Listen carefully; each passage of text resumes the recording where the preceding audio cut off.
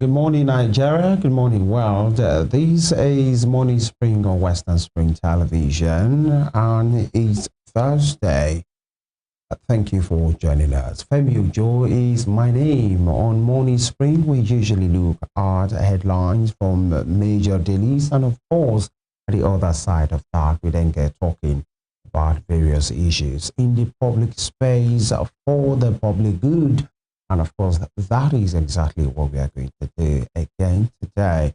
You are welcome. And Topa is there. Good morning, Topa. Good morning, Femi. It's December 18, 2025, and it is the penultimate installment of Morning Spring on Western Spring Television. This is where we serve you the headlines making the rounds on the faces of the dailies and bringing you quality analysis all of the time. My name is Topa. Super glad to be here. Right, so much to talk about today. All right, the issue of the NNDPRA boss, the CEO, Farouk Ahmed, got to another dimension. I mean, got another, Took another turn. Another dimension.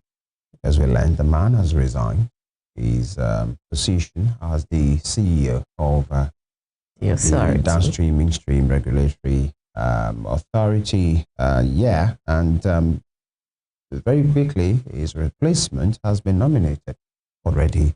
And one will say, okay, what Dangote said, the allegations, the accusations, the printing of some, names on a particular, flyer like that, situating. The man was so confident to say, I know what I'm talking about. And, he got all of those details. But then finally, we learned he has resigned. But that doesn't end the matter. There are deeper issues that Nigerians will want to know about, to say, why did he just resign? Somebody that did a report out 2 days ago resigned yesterday. Maybe there is more that meets the eye in all of these issues. And if, by the way, it's only the court that can pronounce someone guilty. So if the accusation of Aliko Dangote is anything to go by, you resigning your position doesn't mean anything. That means you have a case to answer. And there are some that will flip it over as well and say, Mr. Dangote, you have pushed him off that place. Possibly he's posing a problem to your company and the survivor of your $20 billion refinery. Well, he's off the hook now, so what's next? But then we will have time for that in course of the program today to have a deeper understanding of these particular dynamics playing out right now. But then the truth and the fact is, as idiot, as they say it, the social media parlance, Farouk Ahmed has resigned. Yes, I learned that shortly before the resignation, he met with the president, and then there were two of them who resigned. Yeah. And then, yes, as you said, nominations have been made. But yes, as I like to put it out there, that we're a people who continuously say that when we have corruption in places and public offices, it's not a common thing that we find resignations in that sphere. And yes, this particular one came with that we sometimes expect, that when you're having your position, enmeshed in so much controversy, the first thing to do, the first point of call, is to probably resign that appointment. And so he did. But then I do not see it as, some form of resignation, just like one that came, a while ago. I do not see it as resignation in itself. It was after a meeting with the president that resignation came. And then there was also a rebuttal, where he was saying, or I should say a disclaimer, where he was saying that a particular statement that was attributed to him was not from him. But then that particular statement had a signature. So a lot of things, coming up from I think that's a lot of part that of his pension and all of those things. And he said that part wasn't part of wasn't from him.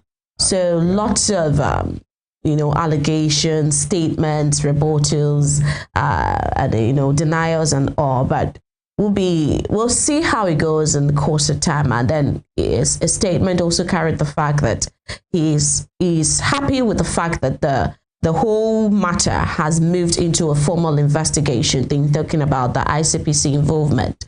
And so we'll see how it goes in the coming days. If it's not going to just end at the point of resignation, if we're going to see, a follow through, looking into, his income. He said some of the benefits that his children enjoy are from scholarships and a family trust fund or sort. So we're going to see if, the ICPC can do their job and follow through all over the years, to really dig into this matter and see if truly this is how it's the trajectory. This is what it has followed, up until this point. We're gonna see. We hope that this particular one will be followed through, and it's not just going to be yes, he resigned, and so what more do you want? We want to see our public officials being held accountable, and not just declare your assets. We want to see it. I was hearing that he declared his asset to a particular, set. It should be made public. He's a public official. He owes us that much. Well, I think that declaration of assets applies to every public servant, actually.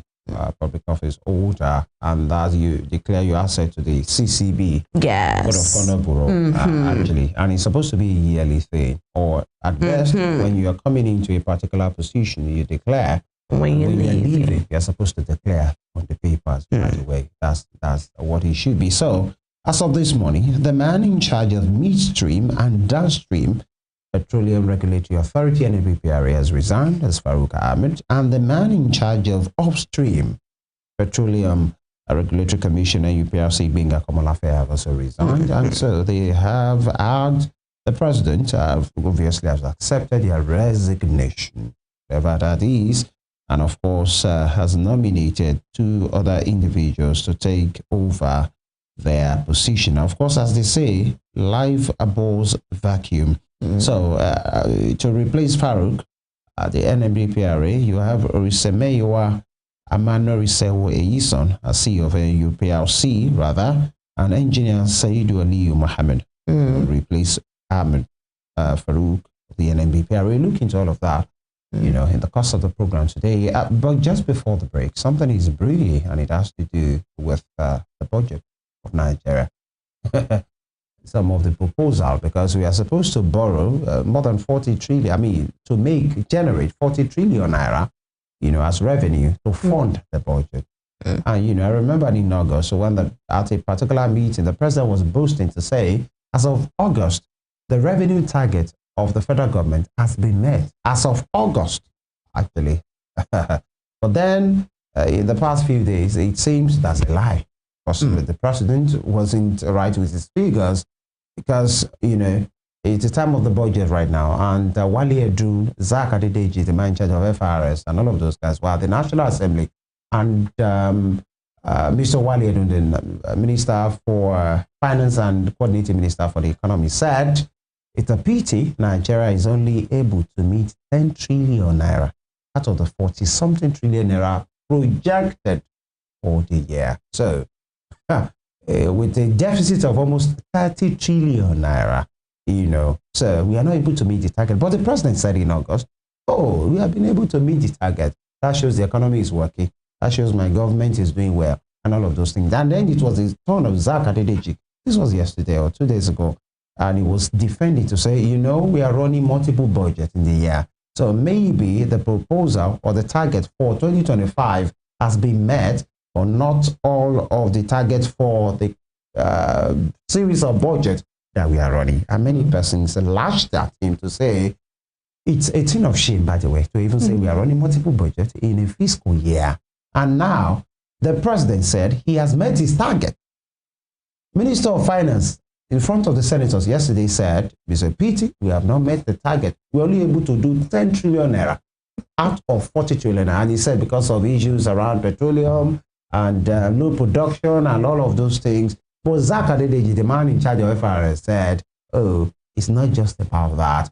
And Nigerians, my point exactly before we hit the break is this. You know that trust deficit? They're supposed to be getting It's closer. widening. It's widening. And Nigerians rather say, please, don't, please leave me out of this matter, because it's a contradiction. And many persons believe the government of the day is running fully on propaganda, actually, to just make themselves look like they are working. Right. How can the president boast 4 months ago that he has met his revenue for the year, in which many papers had it that we read it here on this forum, you know, on this particular desk, and it is what it is. All of a sudden, it's time for another budget defense now. The man in charge of finance say, make I tell you the truth, only 10 trillion naira. And some are even saying, so why is he saying that? Who is lying? Is it Minister of Finance? Is it because they are looking for another way to borrow loans? That's why the man is playing it down. See. But the thing is, the conversation is neither here nor there. Yeah. Nigerians are just confused, and it is sad and saddening. Yeah, I think, Femi, the truth here is that we are going to see another Buhari administration. But in this particular one, it is one of boasting and ignorance. And I would say that there is a communication gap within the rank and file. And what ought to have obtained, I mean, the Buhari administration, at least the man, you know, would come up and even say, I was not aware of this. But this presidency, you know, as especially the president this time, is not even owning up to the fact that he's not aware of some things.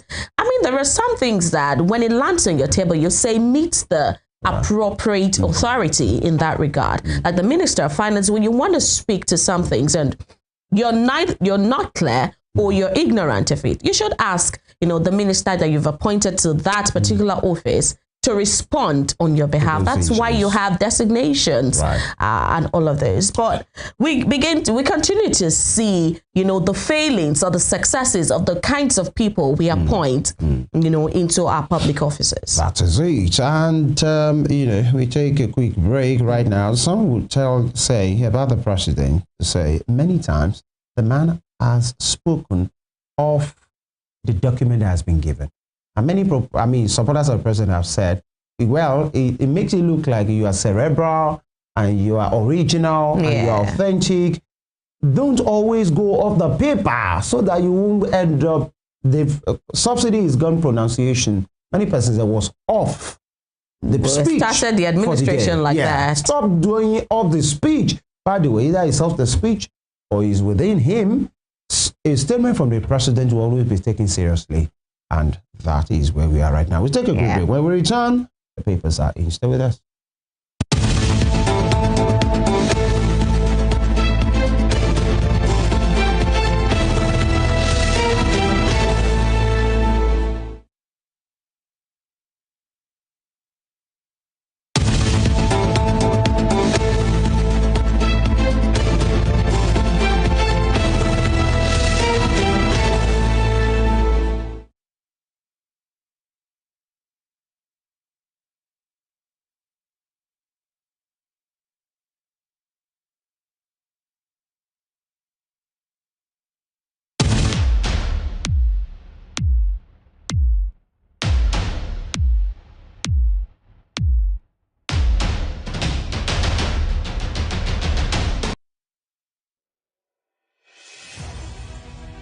Can you imagine the feeling when you get your news as the break with facts and clarity?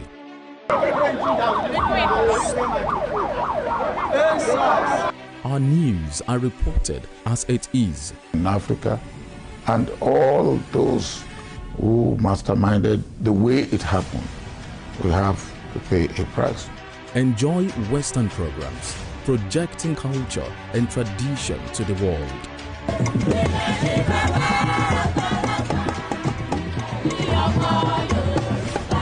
Brought to you as the break and recapped every hour for your update.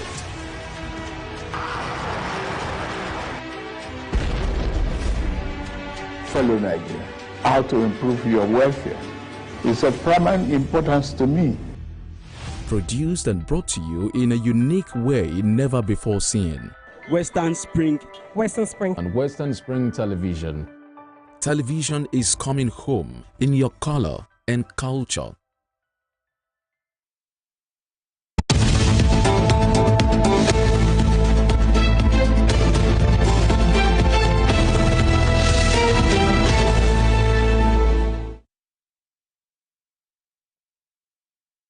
All right, thank you for staying with us. The newspaper segment is up.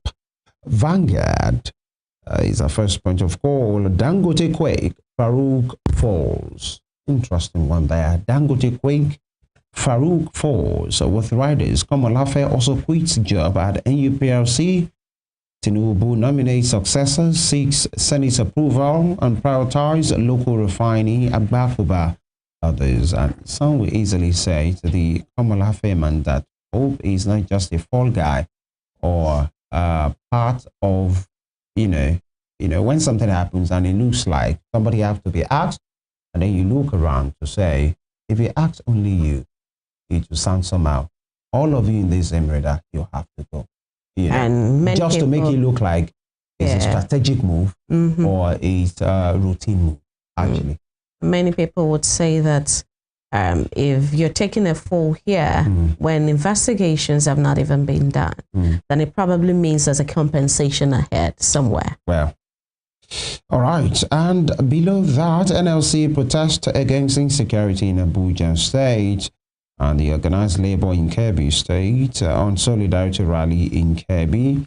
NLC members protested in Enugu. They also protested in Abia, and the pictures are therein. They are protesting the spate of insecurity in the country. Arrest, prosecute those funding insecurity. That is the plea, and that is the prayer of so many Nigerians. Arrest, prosecute those funding insecurity. Because you can't talk about the kinetic approach without cutting off the sources of those funding them, identifying them, exposing them, and shaming them, prosecuting them. Right. That's it. Because if you are just taking the boys on the field, how about the sponsor? If those ones are wiped off, they still sponsor another sex.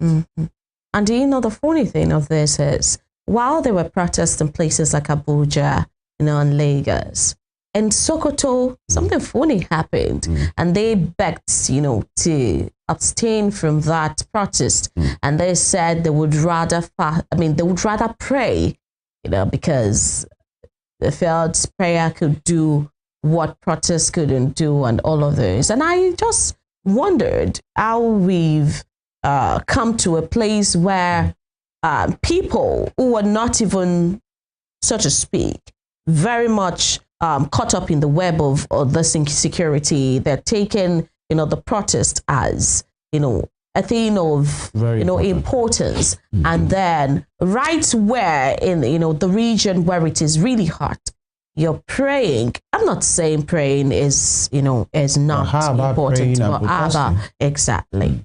All right.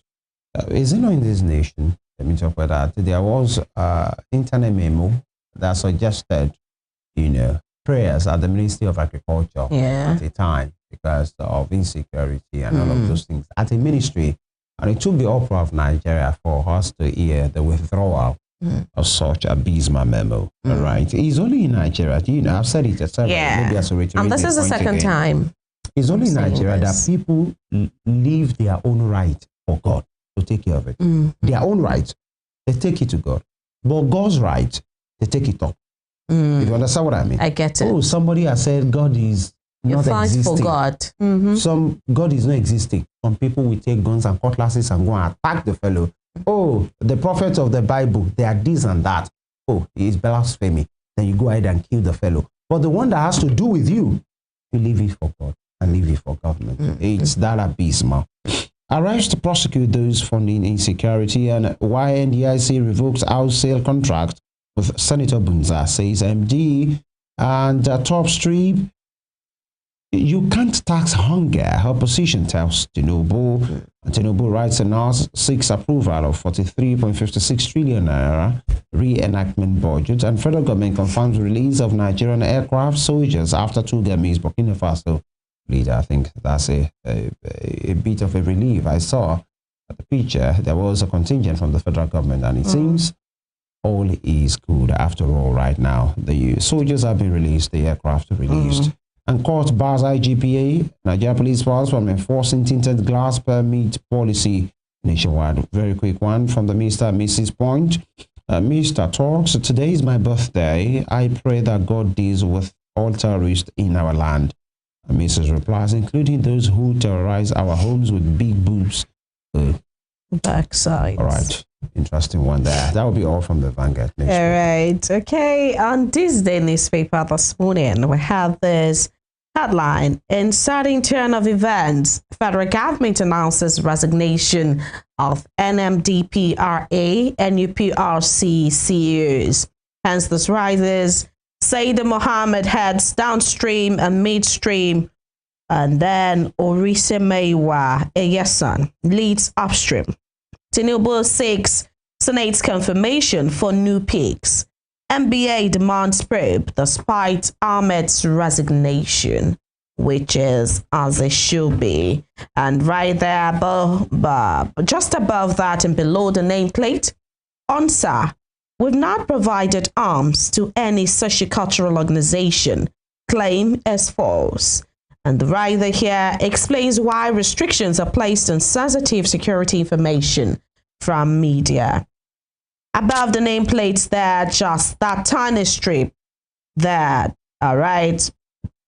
Above the nameplates to the top strip, Tinubu seeks 43.56 trillion naira budget reset to end multiple spending cycles. Tinubu seeks 43 billion naira 43 trillion naira budget reset to end multiple spending cycles. And the riders to present 2026 budget to National Assembly tomorrow. Edun Bagudu, others to appear before Senate Committee on Appropriations today. Those headlines right there. We can see a picture here of Mike Adenigard, Alice Palace in Paris on business. All right, those headlines on this day newspaper this morning. The Nation newspaper is next. 2024-2025 budget. Tinubu seeks not to spend 43.56 trillion naira, 43.56 trillion naira, with the rider lawmakers okay presentation of 2026 appropriation bill tomorrow.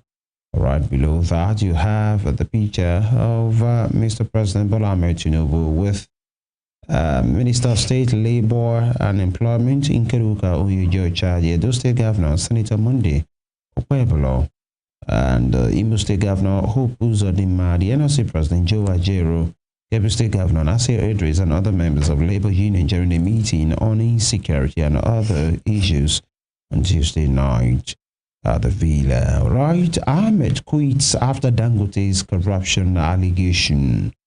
With the rider, UPLC CEO Kamalave resigns. The president replaces oil agencies. Cheese. Bottom strip, Group 6, halt of tax law, take off. Ibas left 600 billion naira, says Fubara. Top strip here, Labour stages protest over kidnapping and banditry. Rampals in House of Reps over Electoral Act amendment. And court bars police from enforcing tinted permit policy. EFCC searches ex-AGF Malami's Abuja, Kebbi homes and offices. And here, federal government builds stronger economic fundamentals despite revenue shortfall. I want to hear that again. Federal government builds stronger economic fundamentals despite revenue shortfall. So it means whatever is happening, the federal government is still trying. Where the economy is getting better, even though we are not making money. Make that make sense, because that's what it means. In spite of the economy, revenue shortfall, the fundamentals of the economy is improving. And we still hear how much we're using to service our debts. All right. Why NDIC revoked 4.5 billion house sale to Senator Bunza by MD. That'll be all from the front page and pages of different newspapers today. We take a quick break right now. When we are through, when we come back, rather, we speak to other issues. Stay with us.